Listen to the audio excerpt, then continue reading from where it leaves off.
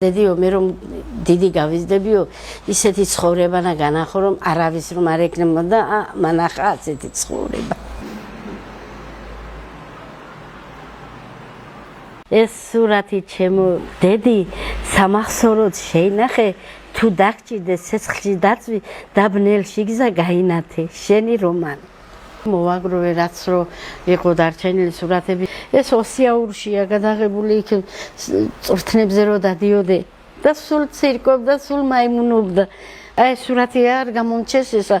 პადლებში რო იმალებოდნენ მაშინ ომში აი მაშინდელი გადაღებული ეს სურათი 11 დილას დაერეკა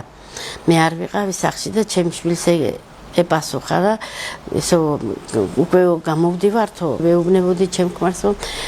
ტელეფონზე აღარ პასუხობს რომანი ხო გადმოვიდა მეთქი და ალბათო ის დაბრუნდენო თავის ნაწილშიო და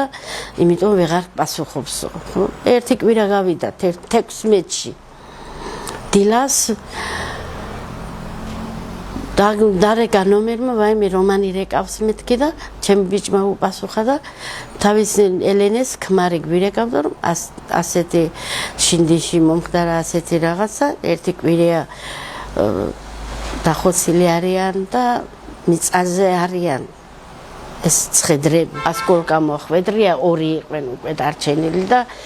ასკოლკა რომ მოხვდა რომ სისხლიდან ეცლებოდა ეხვეწებოდა ალეკოს რომ გეხვეწებიო წადიო შენო და შესანდობარსო მაინცო იტყვიო ჩემს საფლავოზე მოხვალო და მშობლებსო გააგებინე რომ ყდებიო ხო და არა მე შენო არ დაგტევი აქ რაც არ უნდა ის იყოსო და მე ბოლოს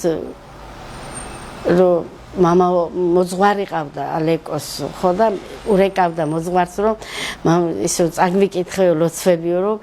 იმიერში უნდა გადავიდეთო იცოდა უკვე ტყვედა არ ჩავბარდები და მანამდე რომ მისულა თავის ოჯახში დედამისისთვის უთქმია რომ დედაო არალიო გამორიცხული რომ ომი შეიძლება იყოსო და ერთი ჯარისკაცის რომეო დამეღუპოსო მე იქიდან ოცოცხალი არ გამოვალო მოძღვარმა რომ არ უპასუხა მე მან თვითონ წაიკითხა მამაო ჩვენო შევეძლო რომ გაქცეული იყო და დამალული იყო თავისთავად ჩემი შვილი კდებოდა მაინც სისხლიდან იცლებოდა მაგრამ მაინც არ დატოვა ნათლული ასე ფეხებში ქონდა დადებული და უკვე აქტიურ ფორმაში და რომ გაიხსნა და ასე გადავიდნენ იმიერ საქართველოში